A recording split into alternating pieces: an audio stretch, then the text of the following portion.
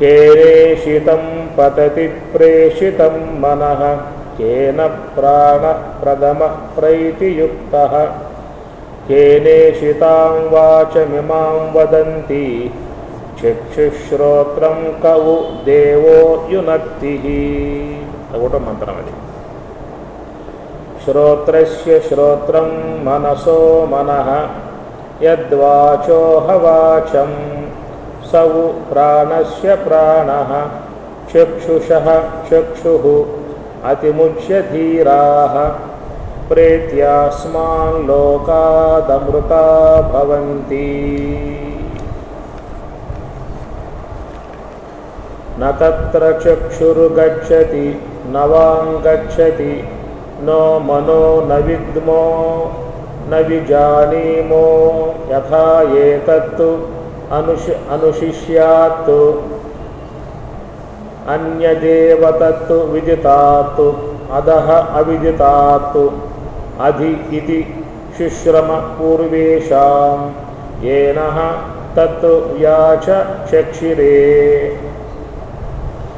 यद्वाचा नभ्युदितं येन वागभ्युध्यते तदेव ब्रह्मत्वं विद्धि नेदं यदिदमुपासते यन्मनसा न मनुते येनाहुर्मनोमतं तदेव ब्रह्मत्वं विद्धि नेदं यदिदमुपासते यच्चक्षुषा न पश्यति येन चक्षुंषि पश्यति तदेव ब्रह्मत्वं विद्धि नेदं यदिदमुपासते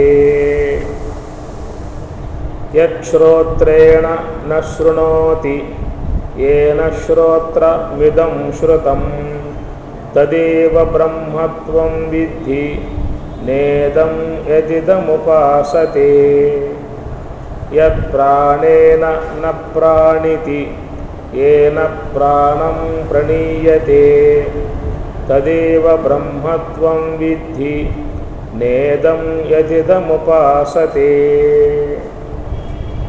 द्वितीय खंडः రెండవ.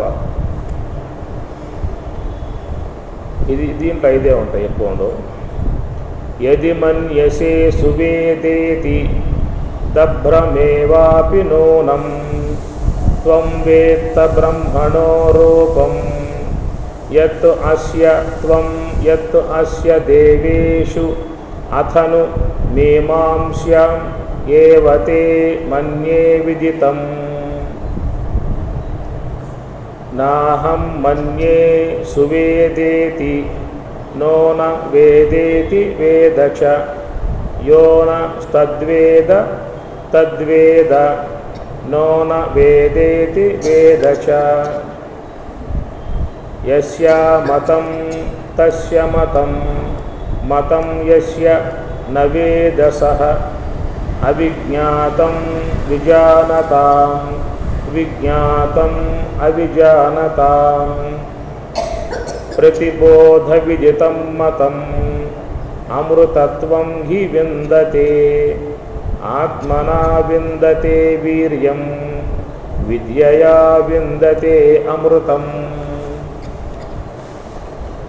ఇహ చేత్ అవేదీత్ అధ సత్యమస్తి న చేత్ ఇహ వేదీన్ మహతి వినష్టిః భూతేషు భూతేషు విచిత్య ధీరాః ప్రేత్యాస్మాన్ లోకాదమృతా భవంతి. దేని యొక్క ఆధారముతో వినే శక్తి, దేని యొక్క ఆధారముతో అనే శక్తి, దేని యొక్క ఆధారముతో చూసే శక్తి, దేని యొక్క ఆధారంతో ప్రాణం సంచార శక్తి కలిగి ఉన్నాయో దానికి వాటికి ఆధారమై ఉన్నటువంటి యొక్క వస్తువును బ్రహ్మముగా తెలుసుకొను అని ఒక సామాన్యాంశముగా దాంట్లో పోతాడు. మనం చదివిన మంత్రాలన్నీ కూడా సామాన్యంగా పోతాడు. అయితే తెలుసు అనేవాడికి తెలియదు, తెలియదు అనేవాడికి తెలుసు. ఇట్లా కొంచెం విపరీతార్థాలతో కూడా కొన్ని మంత్రాలు ముందు రెండవ ఖండం 5 మంత్రాలు మాత్రమే ఉంటాయి. దాంట్లో 5 మంత్రాలు కొంచెం విషయాత్మకంగా వస్తాయి. రేపు మీకు దాని గురించి సాధారణ అంశం అందిస్తూ విశేషంగా ఉన్న సమయాన్ని గురించి విశేషంగా మనం చెప్పుకుందాం. సరే, మొదటి దాంట్లో శిష్యుడు ప్రశ్న వేశాడు, కేన ఏషితం పతతి ప్రేషితం మనః కేన ప్రాణ అని ప్రకారం ప్రశ్న వేయటంతో ఎవరి యొక్క కేన ఎవరి చేత ఈ మనస్సు పనిచేస్తున్నది, ఎవరి వల్ల ఈ బుద్ధి పనిచేస్తున్నది, ఎవరి వల్ల ఈ యొక్క వాక్కులు పనిచేస్తూ ఉన్నాయి, ఎవరి వల్ల ప్రాణం ఆడుతూ ఉన్నది, ఈ స్తోత్రాన్ని చక్షువుని ఆ విధంగా చేర్చేటువంటి యొక్క దేవదేవుడు ఎవరు అని ప్రశ్నాత్మకంగా సాగటం. ఆ ప్రశ్నకు జవాబుగా మనం రెండవ మంత్రంలో పయనిస్తూ ఉన్నాం. వాస్తవంగా చూస్తే మీకు దీంట్లో మీకేం కనపడదు. ఏదో శ్రోత్రస్య శ్రోత్రం మనసః మనః వాచోహ వాచం సవు ప్రాణస్య ప్రాణ అని ఈ విధంగా కొన్ని పదాలు కనబడతాయి తప్ప కొంచెం లోనకి వివరణాత్మకంగా పోయినప్పుడే వాటి యొక్క భావాలు మనకి దృక్గోచరమయ్యే అవకాశాలు ఉంటాయి. అందువల్ల ఉపనిషత్ మంత్రాలు కానీ, భగవద్గీత శ్లోకాలు కానీ, బ్రహ్మసూత్రాలు కానీ ఇవన్నీ కూడా సూత్రప్రాయంగా ఉంటాయి అంతే. అథాతో బ్రహ్మ జిజ్ఞాస జన్మాద్యస్యతః శాస్త్రయోనిత్వాత్ అక్షర అంబరాంత ధృతే, ఇట్లా బ్రహ్మసూత్రాలు సూత్రప్రాయంగా ఉంటాయి అన్నమాట.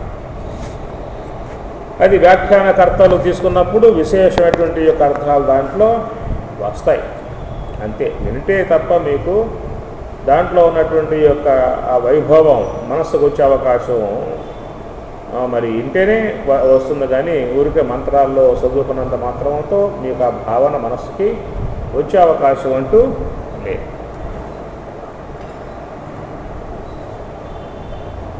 ఈ మంత్రం మీద నిన్న మరి మనం చెప్పుకున్నాం. ఏం చెప్పుకున్నాం చెప్పండి, దాని జ్ఞాపకం ఉందా? మొన్నేం చెప్పుకున్నామంటే జ్ఞాపకం ఉండదు, అటు మొన్నేం చెప్పుకున్నామంటే అది జ్ఞాపకం లేదు. నిన్నేం చెప్పుకున్నాము?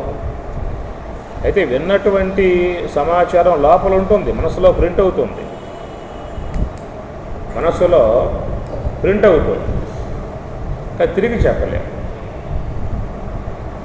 అయితే ఎందుకు అడగటం అంటే కొన్నైనా మీకు జ్ఞాపకం చేసుకునే అవకాశం ఉంటుంది. శ్రవణ మనన నిధిధ్యాసన అని అంటారు.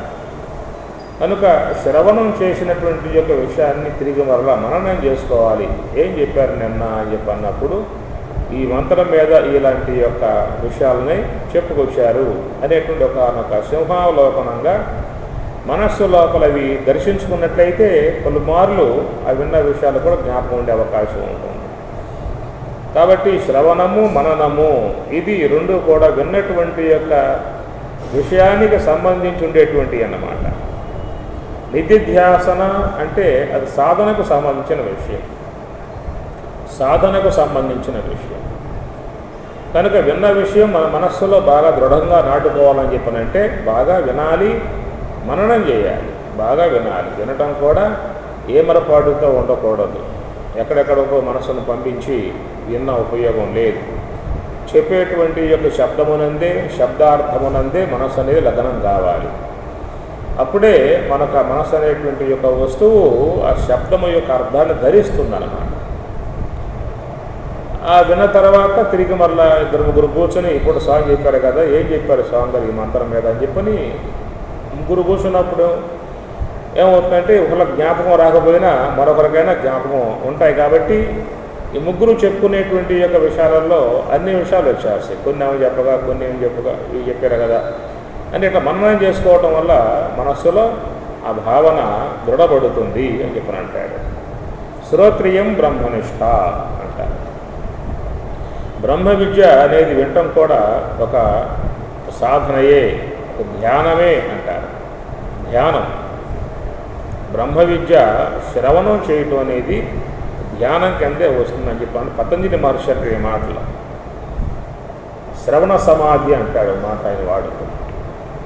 దృశ్యానువిద్ధ సమాధి, శ్రవణానువిద్ధ సమాధి అని చెప్పిన అంటాడు.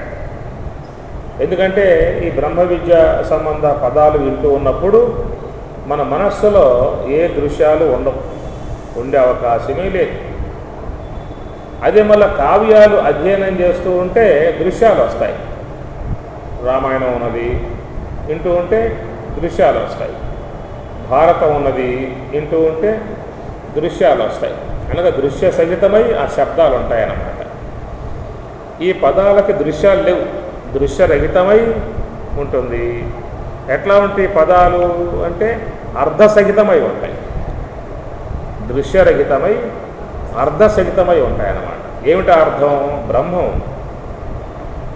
శాస్త్ర ప్రామాణికం చెప్పాలి, ప్రత్యక్ష ప్రమ, అనుమితి ప్రమ, శాబ్ది ప్రమ. కాబట్టి వేదానికి ఉపనిషత్తులు కరణములైతే ఆ కరణానికి విషయం ఏమిటయ్యా అంటే బ్రహ్మం అంటాడు.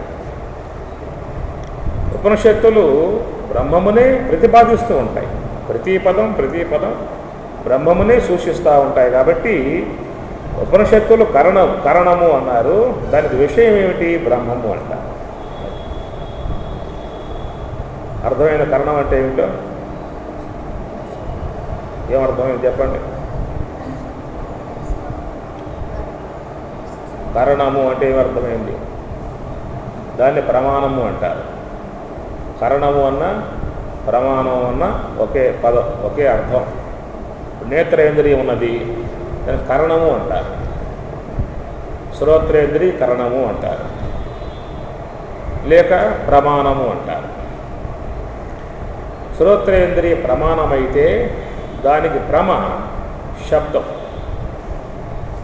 నేత్రేంద్రియం ప్రమాణమైతే దానికి విషయం దృశ్యం, ఘ్రాణేంద్రియం ప్రమాణమైతే దానికి విషయం గంధం, జిహ్వేంద్రియం ప్రమాణమైతే దానికి విషయం రసం. శ్రోత్రేంద్రియ ప్రమాణం లేదు, శబ్దం తెలియబడుతుందా?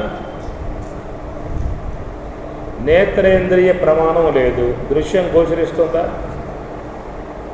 నేత్రేంద్రియం లేదు, దృశ్యం తెలియబడుతుందా? జిహ్వేంద్రియ ప్రమాణం లేదు, రసాలు గోచరిస్తాయా? శాస్త్ర ప్రామాణికం లేదు, నీకు బ్రహ్మం అంటే తెలుస్తుందా? అట్లా ఏ ఇంద్రియం ఆయా విషయాన్ని విషయం చేస్తుంది. అందువల్ల దీన్ని శబ్ద ప్రమాణము అన్నారు. ఎట్లా నేత్రేంద్రియం ప్రమాణం అన్నాము, శ్రోత్రేంద్రియం ప్రమాణం అన్నాము, జిహ్వేంద్రియం ప్రమాణం అన్నాము. ఆయా విషయాలు తెలియాలంటే ఇంద్రియాలు ఉండాలి, ప్రమాణాలు ఉండాలి. అట్లాగా బ్రహ్మము యొక్క విషయానికి ఏమిటయ్యా ప్రమాణం అంటే శాస్త్రము అన్నారు. శాస్త్రమే ప్రమాణం. తస్మా శాస్త్రం ప్రమాణంతే కార్యకార్య వ్యవస్థితవు జ్ఞాత్వా శాస్త్రం. పరమాత్మ అంటాడు తస్మా శాస్త్రం ప్రమాణం. దేనికయ్యా అంటే బ్రహ్మతత్వ విషయ అవగాహన కావాలంటే అదే ప్రమాణం. ఆ శాస్త్రమే నీకు బ్రహ్మము యొక్క విషయాన్ని తెలియజేస్తుంది, అవగాహన చేస్తుంది. కాబట్టి ఉపనిషత్తులు ప్రమాణము అన్నారు, కరణం, దాని బ్రహ్మం విషయం. ఈ విధంగా శాస్త్రముల ద్వారా తెలుసుకోవటాన్ని పరోక్ష జ్ఞానం అంటారు. పరోక్ష జ్ఞానం అన్నమాట.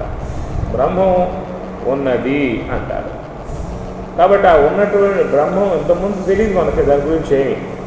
ఈ వినటం వల్ల ఏమవుతుందంటే బ్రహ్మం ఉన్నది, బ్రహ్మ పదార్థం ఉన్నది, సచ్చిదానందమై ఉన్నది, స్వప్రకాశమై ఉన్నది, ఆనందాత్మికమై ఉన్నది అని ఈ విధంగా శాస్త్రం చెప్పింది. కాబట్టి మనకు ఆ బ్రహ్మము యొక్క విషయంలో ఒక అవగాహన ఏర్పడింది.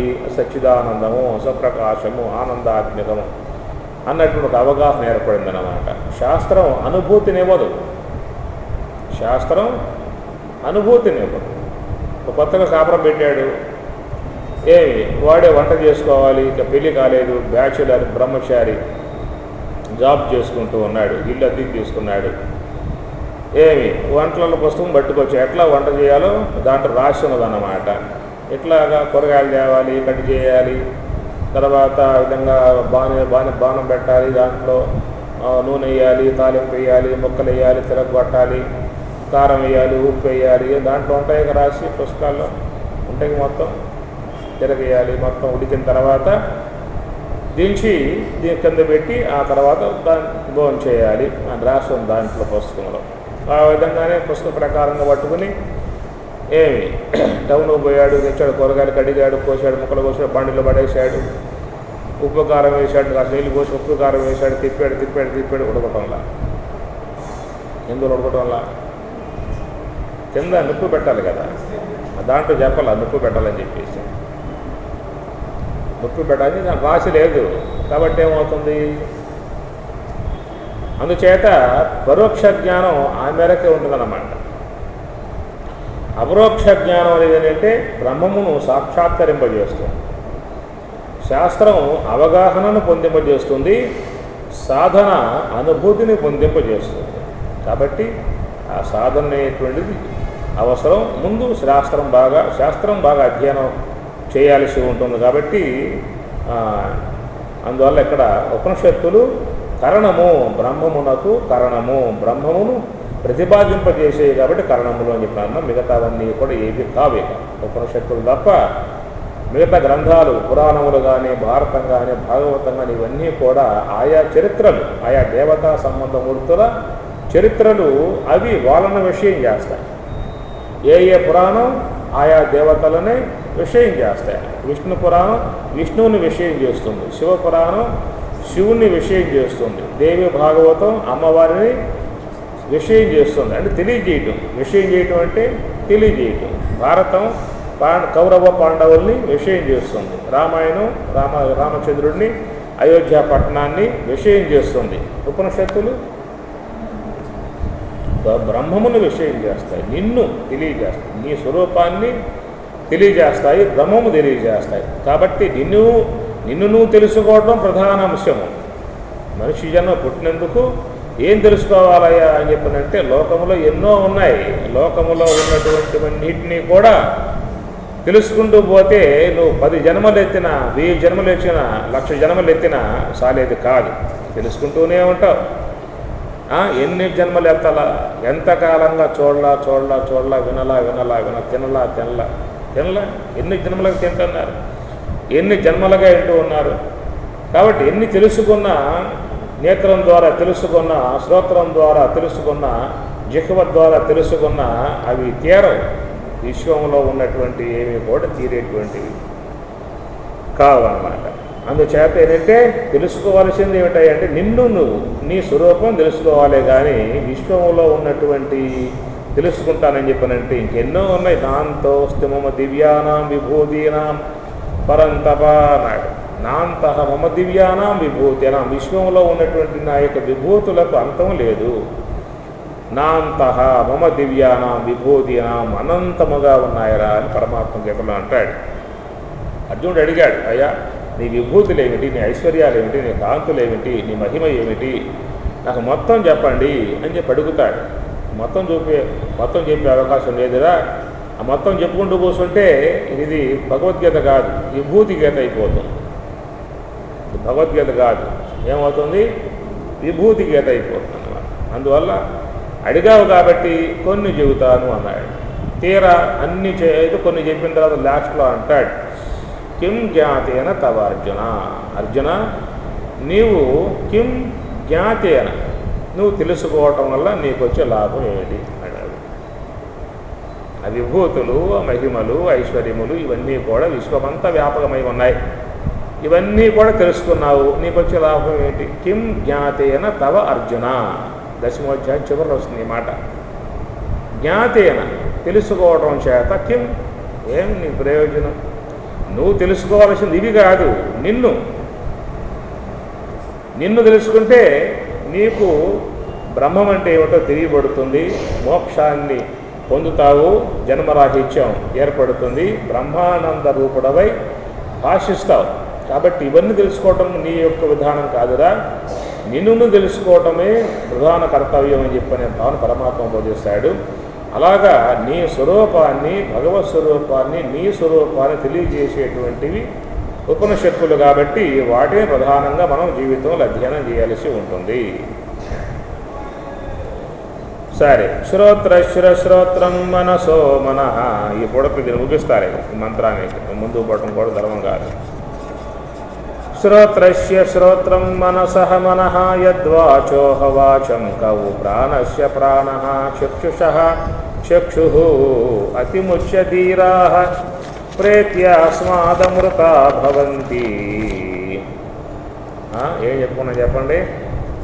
ఒక్క దాని చెప్పటం చేత అన్నీ గ్రహించాల్సి ఉంటుంది అని నిన్న మొన్న చెప్పుకుంటూ ఉన్నాం.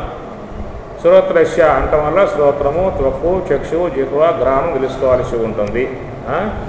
తర్వాత మనసహ అంటం వల్ల మనస్సు, బుద్ధి, చిత్తం, అహంకారం తెలుసుకోవాల్సి ఉంటుంది. యద్వాచ వాక్కు అంటం వల్ల వాక్కు, పాణి, పాదము, గుహ్యము, వాయువు, కర్మేంద్రియాలు అవి తెలుసుకోవాల్సి ఉంటుంది. ప్రాణస్య ప్రాణం అంటం చేత వ్యాన, ఉదాన, సమాన, ప్రాణ, అపానములుగా తెలుసుకోవలసి ఉంటుంది. ఈ విధంగా చెప్పినప్పుడు ఎన్నున్నాయి మొత్తం అంటే సూక్ష్మదేహానికి 19 తత్వాలు కలిగి ఉండేది సూక్ష్మదేహము.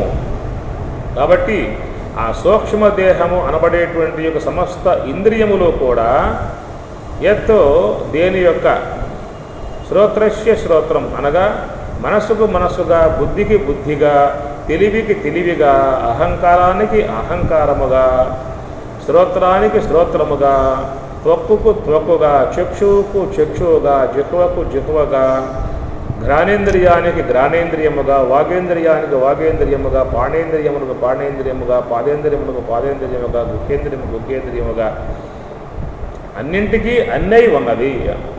అంటే ఆ తత్వం యొక్క ఆశ్రయంలోనే ఇవన్నీ పనిచేస్తున్నాయి. కాబట్టి అవన్నీ కూడా బ్రహ్మము యొక్క చైతన్య ఆశ్రయంలో పనిచేస్తున్నాయి అనేటువంటిది వాస్తవిక రూపం. ఆ వాస్తవిక స్వరూపాన్ని జ్ఞాని మాత్రమే గుర్తిస్తాడు.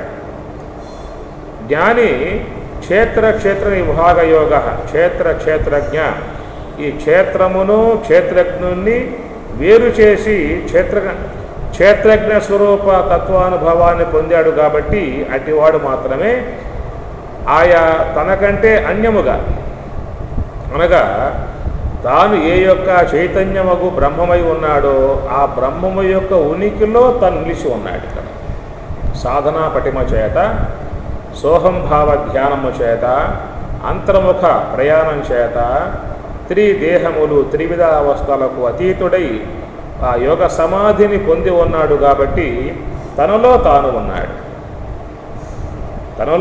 ఉన్నాడు. ఆ బ్రహ్మమై తానై ఉన్నాడు. బ్రహ్మవేద బ్రహ్మైవ భవతి అని శంకరాచార్యుల వారు మనుష్య పంచకంలో బోధిస్తాడు. బ్రహ్మవేద బ్రహ్మైవ భవతి, బ్రహ్మమును గుర్తించిన వాడేమవుతాడు? బ్రహ్మైవ భవతి, బ్రహ్మమే అగుతున్నాడు. బ్రహ్మవేదాన బ్రహ్మవితు మంత్రం దీంట్లో చెబుతాడు. మనుష్య పంచకంలో ముందు మంత్రం వస్తుంది. దాంట్లోని బ్రహ్మవేదాన బ్రహ్మవితు, బ్రహ్మవేదాన బ్రహ్మవితు, బ్రహ్మమును గుర్తించినవాడు బ్రహ్మవేత్తకాడు. పదాలు బాగుంటాయి శంకరాచార్యుల వారి. బ్రహ్మమును గుర్తించినవాడు బ్రహ్మవేత్తగాడు. మరేమవుతాడు? బ్రహ్మైవ భవతి. వేత్త ఏమిటాయి? తెలుసుకోవటం ఏమిటి? ఇంక వాడే తానే ఉంటే కనుక బ్రహ్మైవ భవతి, బ్రహ్మమే తానే ఉంది. కనుక ఆ ఉనికిలో, ఆ బ్రహ్మము యొక్క ఉనికిలో ఎప్పుడైతే తాను చేరిపోయి ఆ బ్రహ్మమే తన రూపముగా ఉంటాడో అట్టివాడికి అర్థమవుతుంది ఏమని చెప్పని ఇవన్నీ కూడా నాకంటే భిన్నంగా ఉన్నాయి. నా యొక్క ఆశ్రయంలో ఇవన్నీ పనిచేస్తూ ఉన్నాయి. ఇప్పుడు చెప్పుకోలే, మనస్సు, బుద్ధి, చిత్తం, అహంకారం, జ్ఞానేంద్రియాలు, కర్మేంద్రియములు, ప్రాణవాయువులు ఇవన్నీ కూడా నా అధిష్టానములో, నా ఆధారముతో పనిచేస్తూ ఉన్నాయి. నా ప్రకాశం యొక్క ఆశ్రయం ఉండి తెలుసుకుంటూ ఉన్నాయి. ఇది ఆ స్థానంలో వాడు ఉన్నాడు. మనందరం ఏమయ్యాం? వీటి స్థానంలోకి మనం వచ్చేసాం. వీటి స్థానంలోకి మనం వచ్చేసేసి ఈ దేహము నేను, ఆ దేహం యొక్క ఉనికిని నా మీద ఆరోపితం చేసుకున్నా. నీ చైతన్యాశ్రయంతో కదిలిపోయే వస్తువు నీ చైతన్యాశ్రయంలో ఉండి పనిచేస్తూ ఉన్నది. అలాంటిది నీ ఉనికిని నువ్వు కోల్పోయి ఈ యొక్క నీయందు అధ్యస్థముగా భాషించేటువంటి ఈ దేహమునందు నేను ఆరోపితం చేసుకున్నావు అన్నమాట. మహాత్ములు ఏమంటారు? అహం బ్రహ్మాస్మి అంటారు. సామాన్యులు ఏమంటారు? అహంకార అంటారు. అహం బ్రహ్మాస్మికి అహంకారానికి ఏమిటి తేడా? చెప్పండి, ఏముందో తేడా? ఉందా? ఒకటే, రెండు పదాలు ఒకటేనా? తేడా ఏం గుర్తించారు చెప్పండి.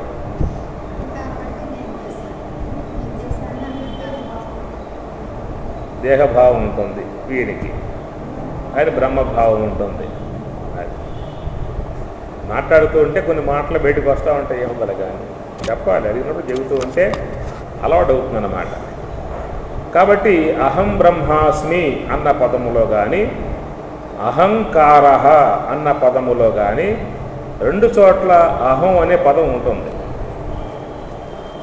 మామూలుగా మనం లోక వ్యవహారంలో అహం, వాడు మహా అహంరా, ఎవడి మాట లెక్క చేయడు వాడు అని మనం దీన్ని ఆ వైపుకి మాట్లాడుతూ ఉంటాం, దాని యందు ఆరోపతం చేసి మాట్లాడుతూ ఉంటాం. కనుక మన లోకంలో, లోక వ్యవహారంలో ఆ పదాన్ని వాడి అర్థం చేసుకోవడం అది వాళ్ళ సంస్కారం బట్టి ఉంటుంది. కానీ సంస్కృతంలో చూసినట్లయితే అహం అంటే ఉనికి, అహం అంటే నేను, త్వం అనగా నీవు, అహం అనగా నేను. అహం అంటే ఉండుట, సత్తా మాత్రం, అది ఉన్నాను. అహం అస్తి, నేను ఉన్నాను. త్వం అసి, నీవున్నావు. సహా అస్తి, వాడు ఉన్నాడు. కాబట్టి ఉన్నాడనేటువంటి యొక్క మాటకు అర్థం సూచించేది అహం అన్నమాట. నేనైతే అహం, నువ్వైతే త్వం, అతడైతే సహ. కదా, అది భాషా సంబంధ జ్ఞానం, భాషా సంబంధ జ్ఞానం.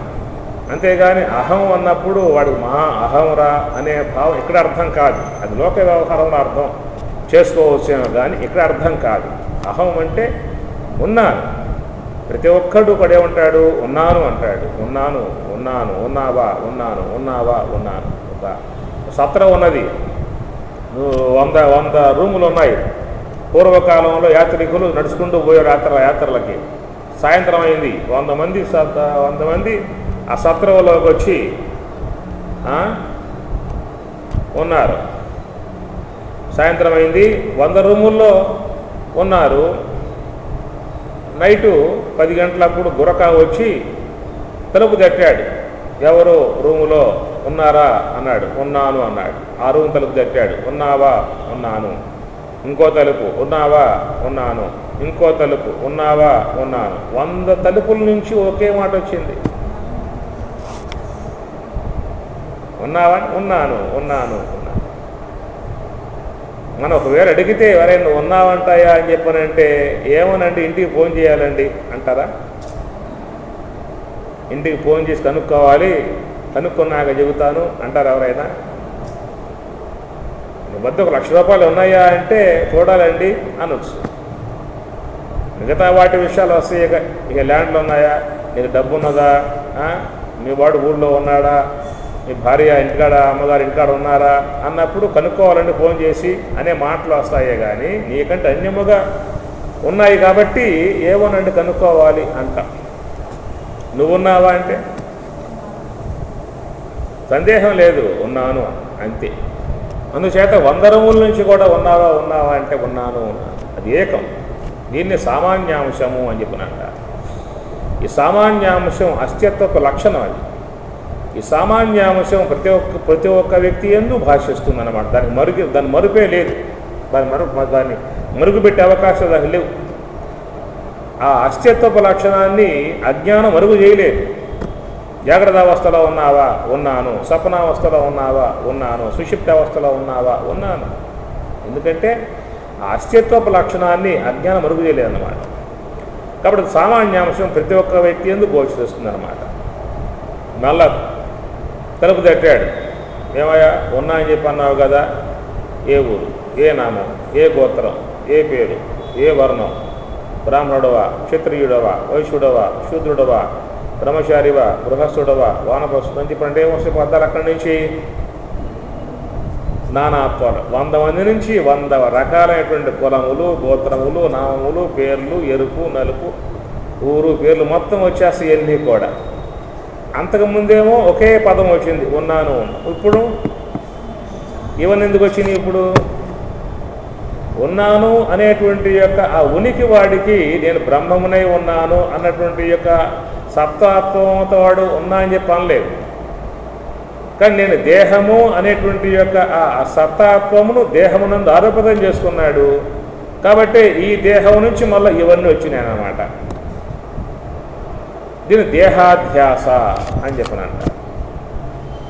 ఈ దేహాధ్యాస దీన్ని శంకరాచార్యుల వారు అధ్యాస భాష్యంలో ధర్మాధ్యాస అంటాడు. ధర్మాధ్యాస, ధర్మసహిత, ధర్మి యొక్క అధ్యాస అంటాడు. ఈ ప్రకారంగా ఈ దేహము యొక్క భావంతో ఉన్నారు కాబట్టి నానాత్వములు వచ్చాయి. వీటిని కల్పిత విశేషణాలు అంటారు. సామాన్యాంశమునందు ఉన్నాను అనేటువంటి యొక్క ఆ సత్తా యొక్క స్వరూపము యొక్క బ్రహ్మము యొక్క స్వరూపము యొక్క స్వరూపత ఉన్నటువంటి లక్షణములు తెలియకపోవటం చేత అర్థమవుతున్న మాటలు ఉన్నాను అనేటువంటి యొక్క సత్తాత్వం ఉన్నదో అస్తిత్వపు లక్షణం ఉన్నదో అస్తిత్వపు లక్షణం బ్రహ్మము యొక్క స్వరూపత లక్షణములు తెలియపోవటం కారణముగా ఆ సత్తా యందు అధ్యస్థమై ఉన్నటువంటి యొక్క ఈ దేహమే తాను అని చెప్పి అనుకోవటం చేత ఆ భ్రాంతి జ్ఞానముతో అతని యందు కల్పిత విశేషణాలు భాషిస్తాయి. వీటిని ఏమంటారు? కల్పిత విశేషణాలు అంటారు.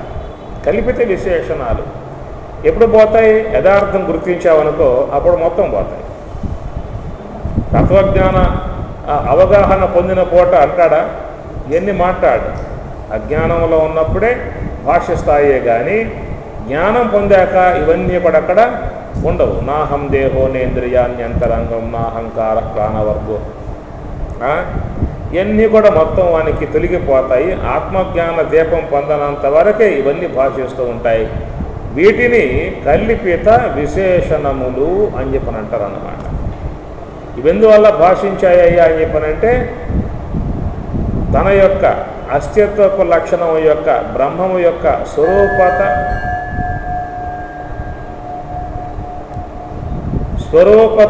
లక్షణములు స్వరూపత అర్థమవుతున్నాయి మాటలు ఏమన్నా? ఏమి మీకు అర్థమైతే నేను చెప్తాను. స్వరూపత లక్షణములు బ్రహ్మము యొక్క స్వరూపత లక్షణములు ఏమిటి చెప్పండి? ఏమిటవి? స్వరూపత లక్షణములు ఏమిటి? ఏమిటి తెలుసు మీకు? నేను చెబితే ఎమ్మటే వచ్చేస్తాను మీకు. సత్యం జ్ఞానం అనంతం బ్రహ్మ తెలీదా? తెలుసు, లోన్ ఉన్నాయి. రావాలంటే కొంచెం ఆలస్యం అనమాట. అంతే, కొంచెం అందిస్తే వచ్చేస్తాయి. బ్రహ్మవిత్ ఆప్నోతి పరం తదేశ అభ్యుక్త తైత్రీయం చెప్పిన మాటలే. తైత్రీయంలో బ్రహ్మము యొక్క స్వరూపత లక్షణాలు తైత్రీయంలో ఉన్నాయి. సత్యం బ్రహ్మవిత్ ఆప్నోతి పరం తత్యేష అభ్యుక్త సత్యం జ్ఞానమనంతం బ్రహ్మ యో వేద నిహితం గుహాయాం పరమేయోమన్ సర్వాన్ కామానుస్తః ఏతస్మాదాత్మన ఆకాశ సంభూత అట్లా మంత్రం వచ్చేస్తుంది తైత్రీయ శిష్యావళిలో. కాబట్టి బ్రహ్మము యొక్క స్వరూపత లక్షణాలు ఏమిటని చెప్పానంటే సత్యము, జ్ఞానము, అనంతము, ఆనందము. కాబట్టి మానవుని యందు ఈ నేను ప్రకాశ స్వరూపుణ్ణి, ఆనంద స్వరూపుణ్ణి, అనంత స్వరూపుణ్ణి అనే భాషించటంలా మరుగుపడ్డాయి. ఎందువల్ల? అజ్ఞాన ఆవరణం చేత. అజ్ఞానం తన యొక్క ప్రకాశ లక్షణాన్ని, ఆనందపు లక్షణాన్ని, అఖండత్వపు లక్షణాన్ని మరుగు చేసిందే కానీ అస్తిత్వపు లక్షణంగా మాత్రం మరుగు చేయలేకపోయింది. కాబట్టి ప్రతి ఒక్క వ్యక్తికి కూడా ఉన్నావురా అంటే ఉన్నాను. ఆ అస్తిత్వపు లక్షణం ఉన్నది ప్రతి ఒక్క వ్యక్తి ఎందుకు భాషిస్తూ ఉన్నది. అయితే అస్తిత్వపు లక్షణం, అస్థి అంటే ఉండుట, ఉన్నాను అనేటువంటి యొక్క లక్షణము అది ఈ దేహమునందు ఆపాదించడం కారణముగా, ఈ దేహమునందు ఆరోపితం చేయటం కారణముగా నేనంటే ఈ దేహము ఉన్నాను అన్నటువంటి ఆ అస్తిత్వ భావన ఇక్కడికి వచ్చిందనమాట. నేననగా ఉన్నాను. ఏదే ఉన్నాను? దేహమునై దేహమునై ఉన్నాను అన్నప్పుడు పుట్టాను, చస్తాను, పెరుగుతున్నాను, సన్నగా ఉన్నా, లావుగా ఉన్నా, ఎర్రగా ఉన్నా, పొట్టిగా ఉన్నా, ఎన్ని దేహధర్మాలను ఇవి ధర్మి యొక్క ధర్మాధ్యాస అంటాడు శంకరాచార్య వారు అధ్యాస భాష్యంలో. కాబట్టి ఇక్కడ ఏంటంటే మనకి అహంకారము, అహం బ్రహ్మాస్మి, రెండు పదాలు మీకు చెప్పాను, కింద చెప్పాను మీకు. అహం బ్రహ్మ అస్మి, అహం అనేది ఎప్పటికీ ఉంటుంది. అహంకారం అన్నప్పుడు అహం పదం ఉంటుంది, అహం బ్రహ్మాస్మి అన్నప్పుడు అహం పదం ఉంటుంది. కాబట్టి జ్ఞానై ఉన్నవాడైతే ఏమంటాడు? అహం బ్రహ్మాస్మి అంటాడు. అదే జ్ఞానం స్వరూప జ్ఞానం లేకపోయిందా అంటే అహంకారం కలిగి ఉంటాడు. అహంకారం కలిగి ఉన్నాడు అంటే ఏమర్థమైంది మీకు?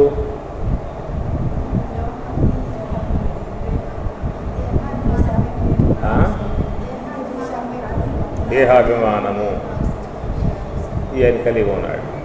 అహంకారము అంటే అహం ప్లస్ కారం. కారం అంటే ఏమిటి? ఉప్పు, కారము, ఇంకా పసుపు అవి వాటిలో చేరుతుందా కారం అంటే? అహంకారం అని చెప్పనంటే కర్ అనే ధాతు అన్నమాట. దుక్రున్ కరణే వస్తుంది కదా, తగిన రక్షతి దుక్రున్ కరణే. కర్ ధాతువు నుంచి వచ్చిందే కారం. కర్ర అంటే చేయటం, కారుడు చేసేవాడు, కర్మాగారుడు, కులాలుడు, అట్లా కర్ర అనే ధాతును వచ్చిందే కారం అనేటువంటి. కారకుడు అంటే కర్త, కర్త అంటే చేసేవాడు, కారకుడు చేసేవాడు, కారకుడు చేయించేవాడు. కర్త కారయిత చైవ ప్రేరకశ్చ అనుమోదక పుణ్యకార్యే పాపకార్యే చత్వార సమభాగిన. కర్త చేసేవాడు, కారకుడు చేయించేవాడు, ఇట్లా ఉంటాయన్నమాట. కర్ర అంటే ధాతు, అది కర్ర అంటే చేయటం.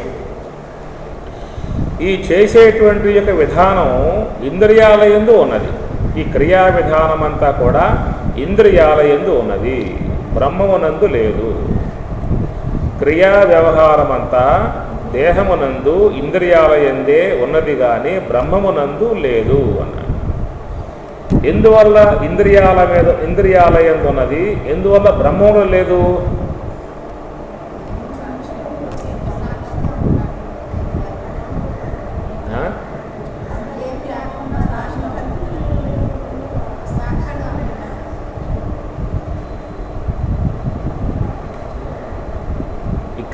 ఈ క్రియా విధానము ఎందువల్ల ఇంద్రియాలయందు ఉన్నది, ఎందువల్ల బ్రహ్మంలో లేదు అనే మాటకు మీరు మాట్లాడాలి. మాట్లాడితే మీకే మంచిది. అయితే పూర్వమైనటువంటి యొక్క అర్థం కాదు మీరు మాట్లాడింది, నేను చెప్పాల్సే విధానం ఉంటుంది.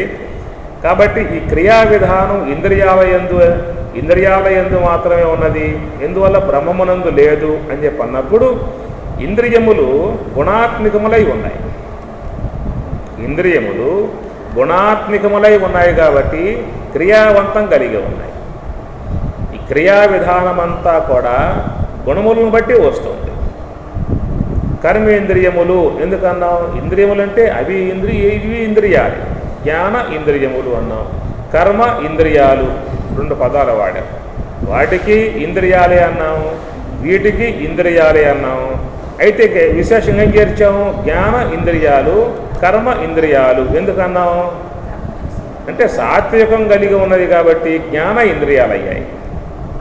సాత్వికం వల్ల తెలియటము అన్న క్రియ ఏర్పడుతుంది. కర్మ ఇంద్రియాలు, కర్మ అంటే పని, ఈ పని చేసే విధానం రజస్సు వల్ల వస్తుందన్నమాట. రజోగుణంతో పుట్టాయి కాబట్టి కర్మేంద్రియాలు అన్నాం. సాత్వికం వల్ల పుట్టాయి కాబట్టి జ్ఞానేంద్రియాలు అని ఇది. కాబట్టి ఈ ఎందువల్ల క్రియాత్వం ఏర్పడిందయ్యా అంటే గుణాలను బట్టి, గుణ స్వభావాలను బట్టి వాటిలో క్రియా విధానం ఏర్పడింది. జ్ఞానేంద్రియాల యందు, కర్మేంద్రియముల యందు, ప్రాణవాయువుల యందు, అంతరేంద్రియముల యందు ఏమిటయ్యా క్రియా విధానం అంటే గుణాధిక్యతను బట్టి, గుణముల యొక్క సాహచర్యాన్ని బట్టి. ఇప్పుడు మనస్సు అనే వస్తువు, మనస్సు అని చెప్పిన అన్నాం. ఎందుకన్నాం? సంకల్పాత్మిక వస్తువు. ఎందువల్ల సంకల్పాలు చేస్తుందాయా అని చెప్పినంటే రజస్సు కలిగి ఉన్నది కాబట్టి. అదే బుద్ధి నిశ్చయాత్మకం, బుద్ధి నిర్మలంగా ఉంటుంది, శుద్ధంగా ఉంటుంది. ప్రశాంతంగా ఉంటుంది, సాధనలకు అనుకూలంగా ఉంటుంది, బుద్ధి శుద్ధంగా ఉంటుంది. ఎందువల్ల అని చెప్పని అన్నామంటే సాత్వికం సంబంధంగా ఉంది కాబట్టి, దాన్ని సాత్విక సంబంధమే ఉన్నది కాబట్టి స్వామి గారు ఫోన్ చేశారు, శంకరానంద స్వామి గారు మాట్లాడారు. క్రియా విధానం ఇంద్రియముల ఎందువల్ల ఉన్నది, ఈ క్రియా విధానం బ్రహ్మములో ఎందుకు లేదు అని చెప్పి అది ప్రశ్న మంది. బ్రహ్మములో ఏ క్రియ లేదు, అందువల్ల అక్రియ. బ్రహ్మం అంటే అక్రియ స్వరూపం, ఏ క్రియ లేనివాడు, ఏ కర్మ లేనివాడు, దేనికి అంటనేవాడు అని చెప్పే పరమాత్మ యొక్క విషయం వచ్చినప్పుడు, అందుచేత ఇంద్రియముల ఎందువల్ల ఈ క్రియా విధానం ఉన్నది, ఎందువల్ల బ్రహ్మమునందు ఆ క్రియా విధానం లేదు అనేటువంటి యొక్క మాటలకి ఇంద్రియములు గుణాత్మకములై ఉన్నాయి కాబట్టి క్రియావంతం కలిగి ఉన్నాయి. బ్రహ్మములో ఏ గుణము లేదు, దాన్ని ఏమన్నాము నిర్గుణము. ఏ గుణము లేకపోవడం కారణముగా బ్రహ్మము నిర్గుణము, దాంట్లో ఏ క్రియ లేదన్నమాట. అందుచేత ఈ క్రియా విధానం ఇంద్రియముల యందే ఉన్నది. నేత్రేంద్రియం చూస్తుంది, ఘ్రాణేంద్రియం వాసన గ్రహిస్తుంది, శ్రోత్రేంద్రియం శబ్దాన్ని వింటుంది, వాగేంద్రియం మాట్లాడుతుంది, పాణేంద్రియం తీసుకుంటుంది, పాదేంద్రియం గమనాగమనం చేస్తుంది. ఇవన్నీ కూడా క్రియలన్నీ కూడా ఇంద్రియాల యందే ఉన్నాయి, ప్రాణవాయువుల యందు ఉన్నాయి. మనస్సు, బుద్ధి, చిత్తము, అహంకారం, శ్రోత్ర, త్వక్కు, చక్షువు, జిహ్వ, గ్రాణం, వాక్కు, పాణి, పాదము, గుహ్యము, పాయు, ఇవన్నీ కూడా ఇంద్రియాల యందే ఆ క్రియా విధానం ఉన్నది. అందుచేత ఈ క్రియా విధానం కలిగి ఉన్నటువంటివి ఇంద్రియములు, క్రియారహితమై ఉన్నటువంటి యొక్క వస్తువు బ్రహ్మము. ఆ బ్రహ్మముతో ఉన్నటువంటి వాడు నేనేం చేయటం లేదని చెప్పి అంటాడు, నాకు సంబంధం లేదు. పశ్యన్, శృణ్వన్, సృశన్, జిఘ్రన్, అశ్నన్, గచ్చన్, స్వపన్, శ్వసన్, ప్రలపన్, విసృజన్, గృహణన్, ఉన్మిషన్, నిమిషన్ అపి ఇంద్రియాణి ఇంద్రియార్థేషు వర్తంతే. నాకు సంబంధం లేదు. ఇంద్రియాణి ఇంద్రియ అర్థేషు వర్తంతే, ప్రవర్తిస్తూ ఉన్నాయి. నేను ఎట్లా ఉన్నాను, సాక్షి మాత్రంగా. సాక్షి నిత్య, పృచగాత్మ స్వరూపం, శివోహం. కనుక ఆ విధంగా జ్ఞాని ధరించాడు, జ్ఞాని దాటుకున్నాడు. దేహేంద్రియ సంఘాతం నుండి జ్ఞాని బయటపడ్డాడు, వాటి బారి నుంచి తప్పుకున్నాడు. కేవలం బ్రహ్మరూపుడై ఉన్నాడు కాబట్టి అహం బ్రహ్మాస్మి అని చెప్పిన అంటాడు, నేను బ్రహ్మమును, మిగతా వ్యవహారం అంతా నాకు సంబంధము లేదు. ఒకవేళ బ్రహ్మము యొక్క అనుభవం, బ్రహ్మానుభవం పొందిన తర్వాత కూడా ఈ దేహ వ్యవహారం ఉంటుంది. బ్రహ్మతత్వానుభవం పొందిన ఆ క్షణంలోనే ఈ దేహం రాలిపోతుందా, ఉంటుందా? ఉండటం కారణం ఏంటి? ప్రారబ్ధం ఉన్నది కాబట్టి అన్నమాట. కనుక ఆ సంచిత కర్మ, సూక్ష్మ దేహంలో ఉన్న సంచిత కర్మ నశిస్తుందే కానీ ప్రారబ్ధమో నశించదు. లోన ఉన్న జ్ఞానాగ్ని ద్వారా, ఆత్మజ్ఞానము ద్వారా అనేక జన్మలకు హేతువై ఉన్నటువంటి ఆ కర్మంతా నశింపబడుతుందే కానీ ఈ దేహము యొక్క సంబంధమై ఉన్నటువంటి ప్రారంభ కర్మ మాత్రం. ఈ మాట మీకు శంకరాచార్యుల వారు మనుష్య పంచకంలోనే చెబుతాడు, చాలా అందంగా చెబుతాడు. శశ్వన్నశ్వరమేవ విశ్వమఖిలం నిశ్చిత్య వాచా గురు నిత్యం బ్రహ్మ నిరంతరం విమృశత నిర్వ్యాజ శాంతాత్మన భూతం భావిష దుష్కృతం ప్రదహత సంవిన్మయే పావకే ప్రారబ్ధాయ సమర్పితం స్వపు విద్యేషా మనీషా మమ. ప్రారబ్ధం విషయం చెబుతూ ఏమంటాయంటే భూతం భావిచ దుష్కృతం, భూతం భావిచ. భూతం ఎప్పటి నుంచో వస్తున్నాం కదా, భూతకాలం నుంచి. ఎప్పటి నుంచి వస్తున్నాం ఎవరికి తెలియదు. అనాదిగా వచ్చేటువంటి యొక్క ఈ జీవుడు అనేక జన్మలలో సంపాదించుకుంటూ కర్మని తన సూక్ష్మదేహంలో పెట్టుకుంటూ వస్తూ ఉన్నాడు. భూతం భావిచ, ఇప్పుడు ఈ దేహంలో ఉండి చేస్తూ ఉన్నాడు. గత దేహాలలో చేశాడు, ఈ దేహంలో ఉండి చేస్తూ ఉన్నాడు. ఈ కర్మంతా కూడా మరి రాబోయే జన్మలకు మార్గమై ఉన్నది. అట్టి ఆ కర్మని ఏం చేశాడు జ్ఞాని అని చెప్పనంటే సంవిన్మయే పావకే ప్రదహత దహింపజేశాడు. దేని ద్వారా? సంవిన్మయే పావకే, ఆత్మాగ్ని ద్వారా, బ్రహ్మాగ్ని ద్వారా. ఆ అగ్నిలో ఈ సమస్త కర్మంతా కూడా దగ్ధం చేశాడు అన్నాడు. మరి ఆగామి కర్మ పోయే, మరి సంచిత కర్మ పోయే, ప్రారబ్ధ కర్మ అనేది ఎట్లాగాయా స్వామి శంకరాచార్య అని చెప్పి అడిగితే, ప్రారబ్ధాయ సమర్పితం స్వవపు. స్వవపు, స్వవపు. స్వ అంటే తన యొక్క, వపు అంటే దేహం. ఈ దేన్ని, బాడీని, ఈ శరీరాన్ని దేహం అంటారు, చేతనం అంటారు, కాయం అంటారు, అనేక పేర్లు ఉన్నాయి. సమర్పితం వపు. వపు అంటే దేహం అన్నమాట. ఆ దేహాన్ని ఆశ్రయించి ఆ ప్రారబ్ధం ఉంటుంది. ప్రారబ్ధం అనేది అయిపోగానే ఆ దేహం కాస్త పోతుందన్నమాట. ఒకవేళ బ్రహ్మజ్ఞానికి ఆ సంచితంతో పాటే ప్రారబ్ధం కూడా ఆ క్షణంలో పోయి ఉన్నట్లయితే బాగుండేది కదా. కాబట్టి బ్రహ్మవేత్త, బ్రహ్మజ్ఞాని అపరోక్షానుభవాన్ని పొందినప్పుడు సంవిన్మయే పావకే మొత్తం కూడా నశింపజేసే విధానాలలో ప్రారబ్ధం కూడా కనుక పోయి ఉన్నట్లయితే నీకు ఎవడ జ్ఞానం చెప్పేది? నీకు ఒక పదార్థం ఉన్నది, బ్రహ్మం ఉన్నది. కాబట్టి ఆ బ్రహ్మం ఈ విధంగా ఉన్నది, ఈ విధంగా నేను సాధన చేశాను, నువ్వు సాధన చెయ్యి అనేటువంటి యొక్క విధానంగా ఈ సాధకులకు, అజ్ఞానులకు మోక్ష మార్గాన్ని చెప్పేది ఎవడక? పోయి బోధ లేదు, జ్ఞానం లేదేక. ఒక చెప్పేవాడు ఉన్నాడే అనుకో, వాడు పొందనట్లే. ఎందువల్ల? పొంది ఉంటూ ఉండడక, అప్పుడే పోయి ఉండాలగా. చెప్తున్నాడు అంటే ఈయన పొందలేదు, ఒకవేళ పొంది ఉంటూ ఉండడగా. కాబట్టి ప్రారబ్ధ కర్మ అనేది ఆయనకు మిగిలి ఉండటం మనందరి అదృష్టం అన్నమాట. ఎందువల్ల? ఆ మహాత్ముని వద్ద కూర్చోవచ్చు, ఆయన సేవించుకోవచ్చు. ఆ సేవించటం వల్ల ఈశ్వర సేవా ఫలిత పుణ్యం లభ్యమవుతుంది.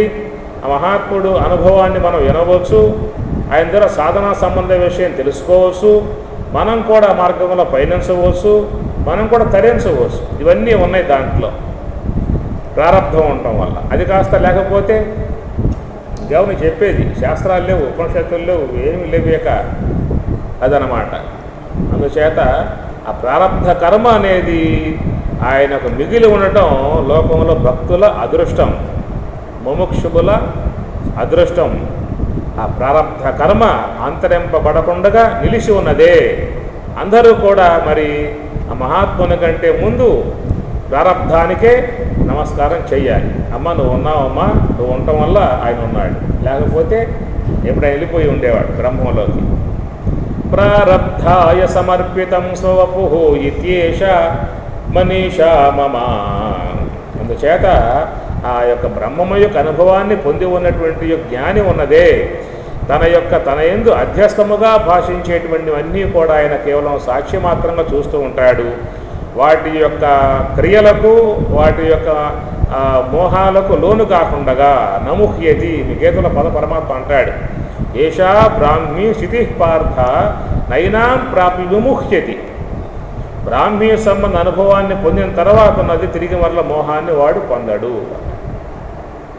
అనుభవం పొందినవాడు, అవగాహన మాత్రమే, శాస్త్రం మాత్రమే అధ్యయనము చేసి శాస్త్ర సంబంధముగా ఒక పరమాత్మ అంటే నేను, బ్రహ్మమనగా నేను అనేటువంటి యొక్క విషయాలలో శాస్త్రవాక్యముల మాత్రముగా శ్రవణం చేసి పరోక్ష జ్ఞానం వరకే ఉన్నటువంటి వాడు మళ్ళీ మోహాల్లో పడిగే అవకాశాలు ఉంటాయి, మోహాల్లో మునిగే అవకాశాలు ఉంటాయి. అది ఎందువల్ల అని చెప్పనంటే కేవలం మనసులో ఒక భావం ఏర్పడిందే కానీ అనుభూతి ఏర్పడలా. అనుభూతి సాధన వల్ల వస్తుంది, అవగాహన శ్రవణం వల్ల వస్తుందన్నమాట. కాబట్టి శ్రవణ మాత్రముగా ఉన్నటువంటి వాడు మోహాల్లో మునిగే అవకాశం ఏర్పడుతుంది. సాధన పరంగా అనుభవాన్ని పొందినటువంటి వాడు తిరిగి మరల మోహాల్లో పొందే అవకాశం లేదు. అది మరాల స్వాముల వారు గోగర్భాన్ని పోయాడు, 12 తపస్సు చేశాడు. తపస్సు ఎందుకు చేశాడు అంటే ఆ దివ్యానుభవాన్ని పొందటానికి, అపరోక్షానుభవాన్ని పొందటానికి. పరోక్షంగా అదయ్యా అపరోక్షానుభవం అంటే అపరోక్షానుభవాన్ని పొంది ఉన్నటువంటి వాడు మాత్రమే ఈ దేహేంద్రియ సంఘాతాలలో తగులుకొనక నముహ్యతి, మోహాన్ని గురి కాకుండా స్థిరముగా నిరంతరముగా బ్రహ్మమునే అవలోకన చేస్తూ బ్రహ్మమునందే తాను నిలిచి ఉండి బ్రహ్మము యొక్క ఆనందాన్ని ఆస్వాదిస్తూ ఈ దేహం అనే రథంలో తాను కూర్చొని తన యొక్క వాటికి విలక్షణంగా ఉండి ఇంద్రియాలతో వ్యవహరిస్తూ ఉంటాడు, దేహముతో వ్యవహరిస్తూ ఉంటాడే కానీ వాటి సంబంధ క్రియలకు వాటి సంబంధ మోహాలకు మాత్రం గురికాడు. అతను ఎడారి ప్రాంతంలో ఒక మనిషి పోతూ ఉన్నాడు. ఆ పోతూ ఉండగా ఆయనకేమైంది, దప్పిక అయింది, బాగా ఎండ బాగా కాస్తా ఉన్నది, బాగా కాలు కాలుతా ఉన్నది, దప్పిక అయింది. దూరంగా చూస్తే జలం ఉన్నది, జలం కనబడతా ఉన్నది. మరి ఆ జలం తాగి దప్పికి తీర్చుకునే ఉద్దేశంతో అడుగులు వేస్తూ పోతూ ఉన్నాడు. పోగా పోగా పోగా పోగా ఏమైంది, ఇంకా అది దూరం అవుతూ ఉన్నది. పోయే కొద్దీ ఆ జలం దూరం అవుతూ ఉన్నది. ఇంకా పోయాడు దప్పికతో ఉన్నటువంటి వాడి ఆశతో. ఇంకా పోతే ఆ దూరం దూరం దూరంగా పోతూ ఉన్నది. అప్పుడు వాడు జ్ఞానం కలిగింది. ఏమని, ఇవి కేవలం ఎండమావులు, వాస్తవం కాదు, ఇది జలం కాదు, ఇవి ఎండమావులు అన్న జ్ఞానం కలిగింది. జ్ఞానం కలిగిన తర్వాత మరి కనబడవా చెప్పండి. ఇవి కేవలం ఎండమావులు అన్న జ్ఞానం కలిగింది. జ్ఞానం కలిగిన తర్వాత ఎండమావులు కనబడవా? కనబడతాయా? కనబడవా? జ్ఞానం కలక్కముందు కనబడ్డాయి. మరి జలం అనే భావంతో పోయాడు.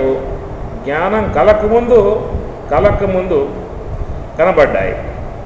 జ్ఞానం కలిగిన తర్వాత సరే అక్కడ దాకా అవసరంలా. మీరు మధ్యాహ్నం పూట వేసవి కాలంలో రోడ్డు మీద పోతూ ఉండండి. ఆ రోడ్డు మీద పోతుంటే దూరంగా నీకు మెరుస్తూ ఉండే జలం ఉన్నట్లుగా నీకు అనుభవం ఉంటుందిగా. అది అనుభవం లేకపోతే ఇది అనుభవం ఉందిగా. కనుక అనుభవం అజ్ఞానంలో పోతూ ఉన్నావు, కనబడతా ఉన్నాయి ఎండమావులు. రోడ్డు మీదే కనబడతా నీళ్ళు. ఎక్కడెందుకు ఎడారులు మనం పోయాం, ఎడారులు ఏమన్నా రోడ్డుపై పోలా, వేసవి కాలంలో పోలా, మెరుస్తూ ఉంటున్న జలాలు. మరి జలం ఉన్నదని పనుకున్నాడు. మరి జ్ఞానం కలక్క ముందు కనబడ్డాయి. ఇది ఎండమావులే అని జ్ఞానం కలిగింది. కనబడతాయి? కనబడవా? ఎండమావులైనా కనబడతాయి, రోడ్డుపై జలమైనా కనబడుతుంది.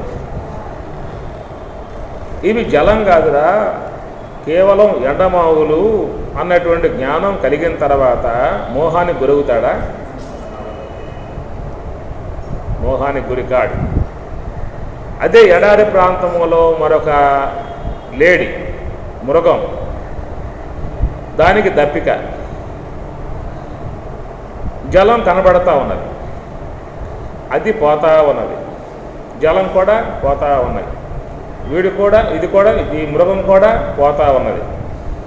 ఇవి జలం కాదు, కేవలం ఎండమావులు అన్న జ్ఞానం కలుగుతుందా?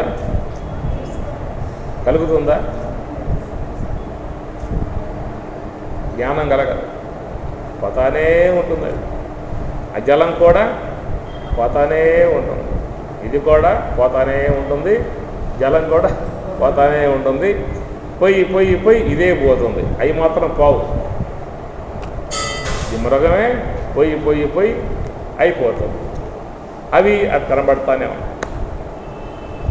అట్లా ఏ యొక్క మహాత్ముడు బ్రహ్మము యొక్క ఏషా బ్రాహ్మీ స్థితి పార్థ నైనాం ప్రాప్తి విముఖ్యతి, ఏ యొక్క బ్రహ్మము యొక్క తత్వానుభవాన్ని పొందిన తర్వాత ఉన్నదే ఈ యొక్క దేహేంద్రియాదులో ఉన్న దేహేంద్రియ వ్యవహారం ఉన్నా, లోక వ్యవహారం ఉన్నా, భోగ్య వస్తువులు ఉన్నా, ఏమున్నా కూడా అంతకుముందు కనబడ్డాయి, ఇప్పుడు కనబడతానే ఉన్నాయి. అప్పుడైతే జ్ఞానం కలక్క ముందు, స్వరూప సాక్షాత్కార జ్ఞానం పొందకముందు ఇవన్నీ నేను, ఇవన్నీ కూడా నాయి, ఇవన్నీ కూడా వాస్తవము, ఇవే సత్యము, ఇవే విధానాలలో వ్యక్తి మునిగిపోయి ఉన్నాడు. లోక వ్యవహారంలో, దేహేంద్రియ వ్యవహారాలలో, ఈ భోగ్య వస్తువులలో, ప్రపంచ వస్తువులలో, సాంసారిక వస్తువులలో, సమాజ వస్తువుల్లో అన్నింటిలో మునిగిపోయాడు. మొత్తం పులుముకున్నాడు. ఇవన్నీ నావన్నాడు, దేహం నేనన్నాడు, వ్యవహారం చేశాడన్నమాట. అంటే ఈ మోహాదులలో మునిగిపోయి ఉన్నాడు. ఆ తర్వాత మరి మహాత్ముని యొక్క కృప వల్ల సాధనాపరుడై, అంతర్ముఖుడై మరి అపరోక్షానుభవాన్ని పొందాడు. అపరోక్షానుభవాన్ని పొందిన తర్వాత కూడా ఇవన్నీ ఉన్నాయి. మోహానికి గురవుతాడా? ఇది పరమాత్మ చెప్పింది. నైనాం ప్రాపి విముఖ్యతి, వాడు తిరిగి మరలా మోహాన్ని పొందడు అన్నాడు. ఎట్లా అంటే జ్ఞానం పొందాక కూడా కనపడతానే ఉంటాయి ఈ విశ్వం అంతా. విశ్వం బాదు, ఎందువల్ల ఇది ఈశ్వర కార్యం. ఈశ్వర కార్యము నువ్వు బ్రహ్మానుభవాన్ని పొంది వచ్చినా కానీ ఇది ఉంటుంది. ఎందువల్ల అని చెప్పానంటే ఇంకా ఆ ప్రారబ్ధ కర్మ ఉన్నది కాబట్టి, ఈ ప్రారబ్ధాన్ని బట్టి ఈ దేహం ఉన్నది కాబట్టి ఆ దేహం పోయే పర్యంతం వరకు తాను ఉండాల్సే ఉంటున్నాడు. ఒకవేళ ఉన్నా కానీ కనబడుతున్నా కానీ వాటి యందు మోహాలకు మాత్రం వాడు గురికాడు. అదే అజ్ఞాని ఉన్నాడు. మృగం చెప్పుకున్నాక మృగం కనబడిన నీళ్ళు కనబడే దప్పిక భావంతో పోతా ఉంది. దానికి ఇవి ఎండమాములు, ఇవి వాస్తవము కాదు, ఇవి అసత్యములు, కల్పన మాత్రమే అన్న జ్ఞానం మృగాన్ని కలుగుతుందా? తత్వజ్ఞానాన్ని పొందనంత వరకు, గురువు యొక్క అనుగ్రహాన్ని పొందనంత వరకు, బ్రహ్మోపదేశాన్ని పొందనంత వరకు ఆ మార్గంలో పయనించకుండగా కేవలం మృగప్రాయంగా జీవితాన్ని జీవించేటువంటి వాడికి ఎట్లా ఉంటుంది? విశ్వమంతా వాస్తవము, సత్యము, ఇదే నిత్యము, ఇదే మనము అనేటువంటి భావాలతోనే జీవితం గడిపి గడిపి గడిపి ఇవి మాత్రం అట్లాగే ఉంటాయి, ఇటుపోతాయి. ఎండమూరు అట్లాగే ఉన్నాయి. మృగం ఏమైంది? మృగం పోలా. ఇవంతే. కాబట్టి ఎండమావులు లాంటి యొక్క విధానాలలో ఇది మాయా సంబంధమై కల్పన మాత్రమే దోసేటువంటిది, వాస్తవములు కాదు. ఎక్కువసేపు ఉండవు, పోతాయి. అవి పోయాయి అన్నమాట. కాబట్టి నేను ఇక్కడ ఏం చెప్పుకుంటున్నామని చెప్పానంటే అహం బ్రహ్మాస్మి, అహం కారః, రెండు పదాలు ఇక్కడ మనం వాడుతూ ఉంటాం. అహం బ్రహ్మాస్మి అన్నప్పుడు ఆ అహం యొక్క స్వరూపాన్ని తెలుసుకునేవాడు నేనే బ్రహ్మముని అన్నటువంటి యొక్క భావనతో అతడు మహాత్ముడు, బ్రహ్మవేత్త, మహాస్వాములు, వివేకానంద, లక్ష్మణాది మహాత్ములందరూ కూడా ఆ స్థితిలో అట్లాగే ఉండిపోయి ఆ బ్రహ్మభావంతో ఉండి ఈ దేహమునందు కేవలం అధ్యస్థ భావనగా మోహాల గురి కాకుండా ఉన్నారు. అయితే లోకంలో జీవులు మాత్రం ఏమయ్యారు అంటే తన యొక్క మూలము యొక్క అస్తిత్వపు లక్షణం, అస్తిత్వపు స్వరూపాన్ని పూర్తిగా విస్మరించి తన యొక్క ఉనికిని తెలియకుండగా తన యొక్క ఉనికిని ఈ దేహాదుల యందు అధ్యస్థం చేసుకుని ఈ దేహరూపముగానే లోకంలో అందరూ వ్యవహరిస్తూ ఉన్నారు. ఏమంటారు వాళ్ళు? నేను చూస్తున్నా, నేను వింటున్నా, నేను తింటున్నా, నేను వస్తున్నా, నేను పోతున్నా అంటారు. అంటే ఇంద్రియ ధర్మాలు తనపై ఆరోపితం చేసుకున్నాడు. దేహ ధర్మాలు ఆరోపితం చేసుకున్నాడు. ఈ దేహ ధర్మాలు ఆరోపితం చేసుకుని నేను పుట్టాను, నేను సస్తాను, పుట్టడం దేహధర్మం, చావటం దేహధర్మం, ఆ దేహానికి సంబంధించినటువంటి యొక్క నేను బాల్యుణ్ణి, నేను యవనస్తుణ్ణి, నేను వృద్ధాప్యుణ్ణి, ఈ విధంగా బ్రహ్మచారిని, గృహస్థుణ్ణి, సన్యాసిని, వానప్రస్థుణ్ణి, పరివ్రాజకుణ్ణి, ఇవన్నీ కూడా వాటిలో చేరిన భావాలే. ఈ దేహం యొక్క సంబంధముగా ఏర్పడేటువంటి యొక్క భావాలే. కాబట్టి దేహం యొక్క సంబంధ భావాలు నల్లగా ఉన్నా, పొట్టిగా ఉన్నా, సన్నగా ఉన్నా, కులము, గోత్రం మొత్తం కూడా దేహం సంబంధించిన ధర్మాలు తనపై ఆరోపితం చేసుకోవటం అవుతుంది. ఇంద్రియ ధర్మాలు ఏమిటి? నేత్రేంద్రియం చూస్తుంది, ఇదేమంటాడు నేను చూస్తున్నా. శ్రోత్రేంద్రియం వింటుంది, నేను వింటూ ఉన్నా. ఘ్రాణేంద్రియ వాసన గ్రహిస్తుంది, నేను గ్రహిస్తూ ఉన్నా. ఈ విధంగా ఇంద్రియముల యొక్క ధర్మములు తనపై ఆరోపితం చేసుకున్నాడు. ఏమైంది ఇక్కడ? అహంకారము. కర్ర అంటే చేయటము, డుక్రున్ కరణే. ఏ క్రియా విధానము ఇంద్రియముల యందున్నదో ఆ క్రియా విధానం తనపై ఆరోపితం చేసుకున్నాడు. నీవు అక్రియుడు, క్రియారహితుడవు, ఏ క్రియ లేనివాడివి. ఏ క్రియ లేనటువంటి విధానం నీళ్ళు ఎట్లా ఏర్పడింది చెప్పండి. ఇంత చెప్పాను మీకు. గుణములు లేవు కాబట్టి గుణములు ఉన్నాయా అని చెప్పనంటే క్రియా విధానం ఏర్పడుతుంది. గుణ ప్రవృద్ధ అని గీత అంటుంది. గుణ ప్రవృద్ధ, గుణాలను బట్టి లోకంలో అందరూ కూడా వ్యవహరిస్తూ ఉంటారు. ఇప్పుడు బ్రహ్మ అని చెప్పి అన్నాం, రజోగుణ ప్రధానుడు కదా, నిర్మాణకర్త కాబట్టి రజోగుణ ప్రధానుడు. విష్ణువు అన్నప్పుడు సాత్విక ప్రధానుడు, రుద్రుడు అన్నప్పుడు తామసిక ప్రధానుడు. ఎందువల్ల చెప్పాము?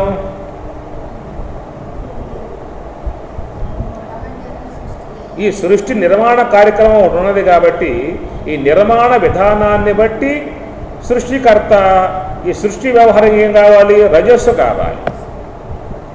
ఈ విశ్వాన్ని పోషించేటువంటి మహాత్ముడు శ్రీమన్నారాయణుడు అని చెప్పి అన్నారు. మరి విశ్వం అంతా కూడా పోషించాలంటే సాత్వికం కావాలి. కుటుంబాన్ని పోషించాలంటే సాత్వికం ఎట్లా చేయాలి, ఎట్లా చేస్తే సంపదలు వస్తాయి, ఏ విధంగా ప్రవర్తించాలి, ఎట్లా ఆర్జించాలి, ఎంత ఖర్చు పెట్టాలి, ఎంత కూడబెట్టాలి, ఎంత జ్ఞానంలో భాగాలే. కాబట్టి పోషణ విధానం అంతా కూడా సాత్వికం ప్రధానముగా ఉన్న దేవత శ్రీమన్నారాయణ చెప్పిన అన్న. తామసిక ప్రధానముగా ఉన్నటువంటి యొక్క దేవత పరమశివుడు చెప్పిన అన్నాం. ఎందువల్ల అని చెప్పినంటే లయ విధానం అంతా కూడా తామసికం అన్నమాట. తమస్సు వల్ల లయ విధానం ఏర్పడుతుంది. ఇప్పుడు మీరు రాత్రి అయింది, గాఢ సుషుప్తికి పోయారు. గాఢ సుషుప్తిలో ఏ ఇంద్రియాలు పనిచేయట్లా, దేహం పనిచేయట్లా. కారణం ఏమిటి? అది అజ్ఞానం. అజ్ఞానం ఉంటేనే లయం ఏర్పడేది. అజ్ఞానం లేకపోయిందా అంటే లయం రాదు. సాత్వికం లయం చేయదు, సాత్వికం పోషిస్తుంది. లయం చేసేది తామసికం అన్నమాట. ఇప్పుడు మీరు కూడా తామసికం వాడుకుంటూ ఉన్నారు, అవసరం బట్టి వాడుకుంటున్నారు. తామసికం జన్మలకు హేతు అని పక్కన తామసికం కూడా మీకు జీవితంలో అది వాడుకలో ఉన్నదన్నమాట. రాత్రి పడుకున్నావు, నిద్ర రాలేదు, ఏమిటి అర్థం దానికి?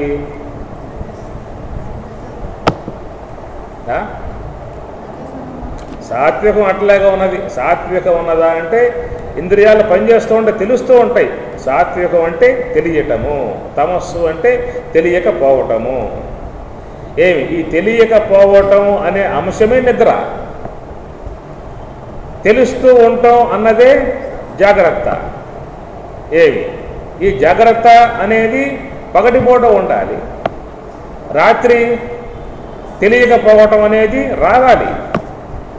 అది రాకపోయిందా అంటే రాత్రి పడుకున్నావు, భోజనం చేసే పడుకున్నావు, 10 అయిపోయింది, నిద్ర రావ 11 అయిపోయింది, 12 అయిపోయింది, 1 గంట అయిపోయింది, 2 అయిపోయింది. అప్పుడు నీ పరిస్థితి ఏమిటి?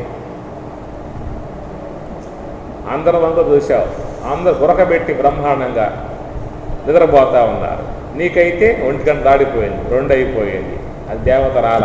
అమ్మా దేవత ఎక్కడ కరుణించు, ప్రార్థించరా?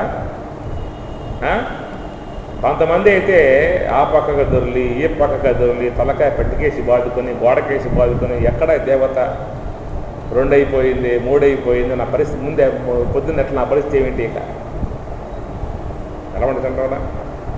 అట్లా తెలియంతనాన్ని అది ఇస్తుంది. కాబట్టి దాని యొక్క అవసరం కూడా లోకంలో ప్రతి ఒక్కరికి ఉన్నదన్నమాట. అంటే ఒక రకంగా చూస్తే లోకములో పరమాత్మ ద్వారా నిర్మాణం చేయబడ్డటువంటివన్నీ కూడా ఉపయోగం లేకుండా లేవు, ఉపయోగంగా ఉన్నది. కరెంట్ ఉన్నది, ప్రాణాంతకం. కరెంట్ అంటే సామాన్యం. పట్టుకుని కావాలంటే ఎట్లా ఉంటుందో? టీగా ఉంటుందా? చల్లగా ఉంటుందా? హాయిగా ఉంటుందా? ఆనందంగా ఉంటుందా?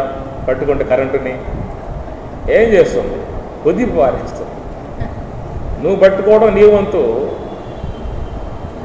వదలటం దాని వంతు. అది వదలదేక ఎప్పుడు దాకా నువ్వు అయిపోయేదాకా వదలదు, అయిపోయాక వదిలిపెట్టేసి.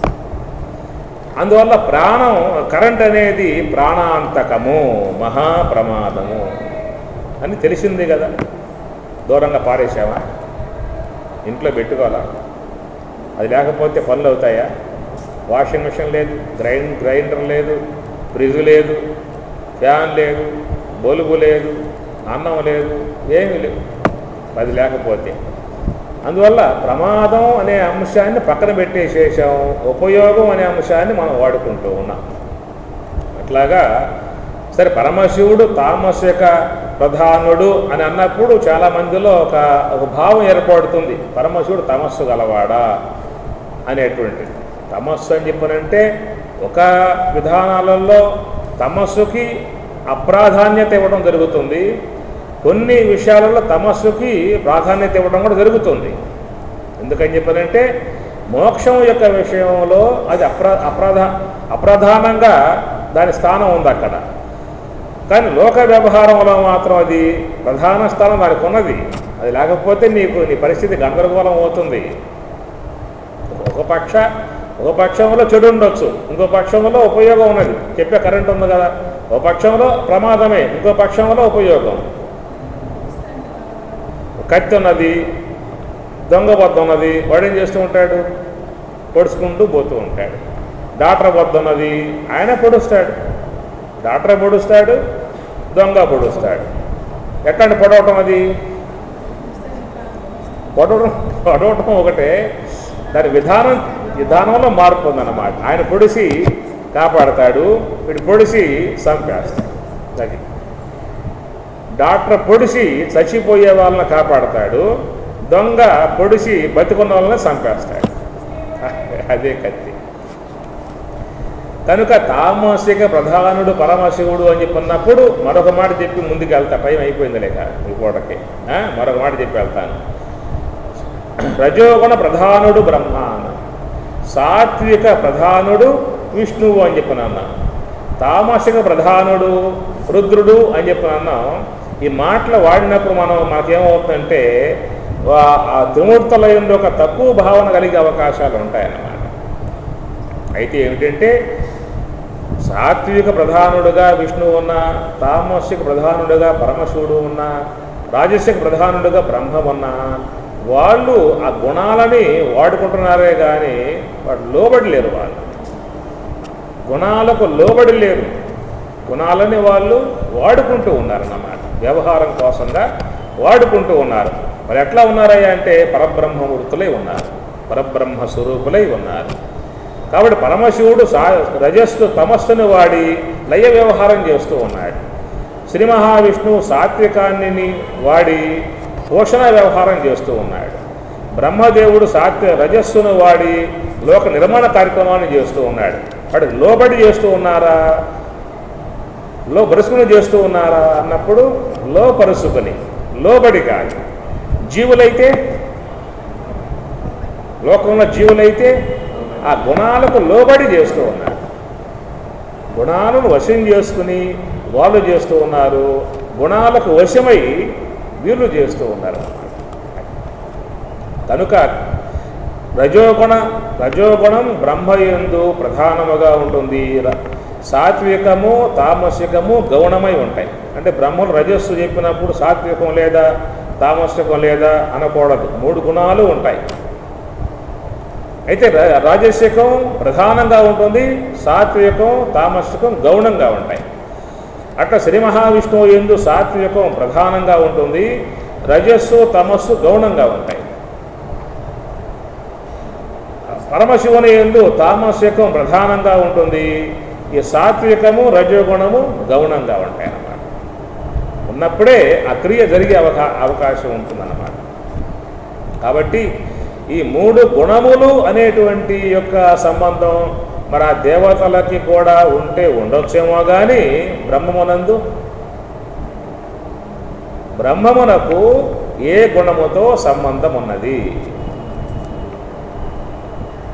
త్రిమూర్తుల యందైనా క్రియ కావాలి కాబట్టి, క్రియ జరగాలి కాబట్టి, సృష్టి క్రియ జరగాలి కాబట్టి, పోషణ క్రియ జరగాలి కాబట్టి, లయ క్రియ జరగాలి కాబట్టి వాళ్ళ యందైనా గుణాలు చెప్పే అవకాశం ఉందేమో కానీ సృష్టి క్రియ, పోషణ క్రియ, లయక్రియ ఇలాంటివన్నీ కూడా క్రియలు బ్రహ్మమునందు లేవు.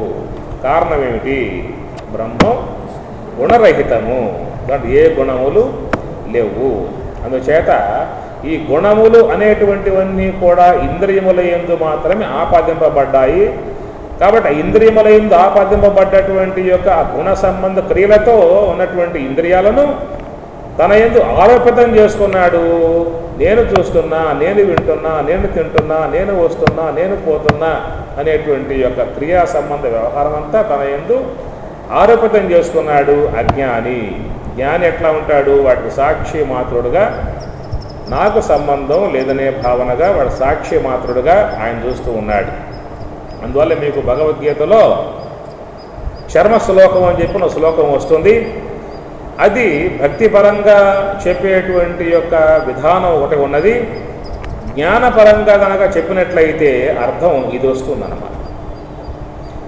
సర్వధర్మాన్ పరిత్యజ్య మామేకం శరణం వ్రజ అహం త్వా సర్వపాపేభ్యః మోక్షయిష్యామి మా శుచ. సర్వధర్మాన్ పరిత్యజ్య,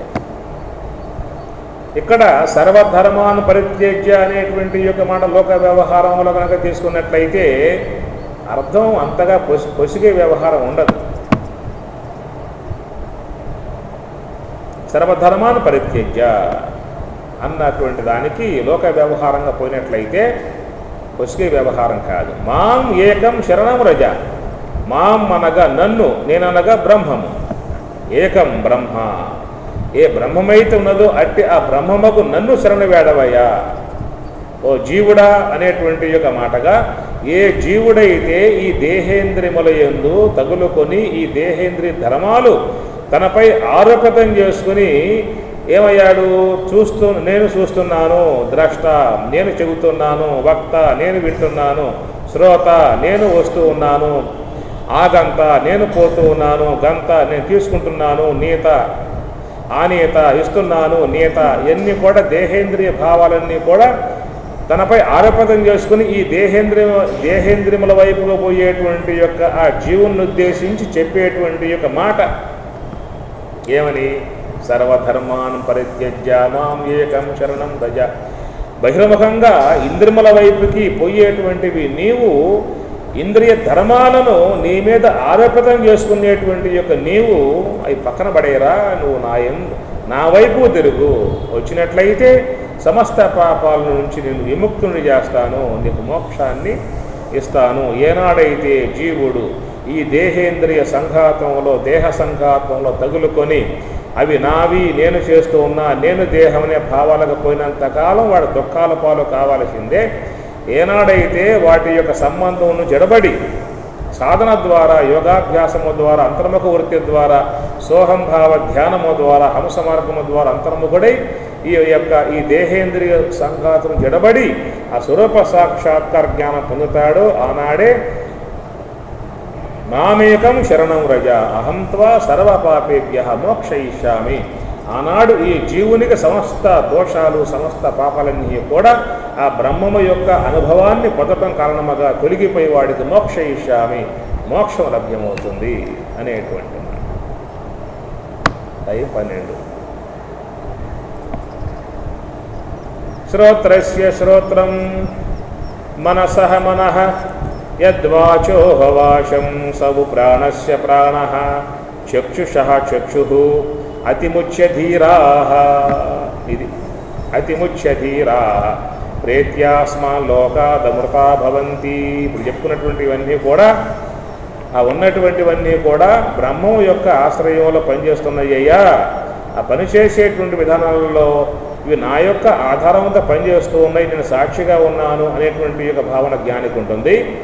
వాటి యందు అజ్ఞాని తాదాత్మ్యాన్ని పొంది నేనే చేస్తున్నాను అనే భావనగా వాడి ధర్మల పైన వేసుకోవటం ఉంటుంది.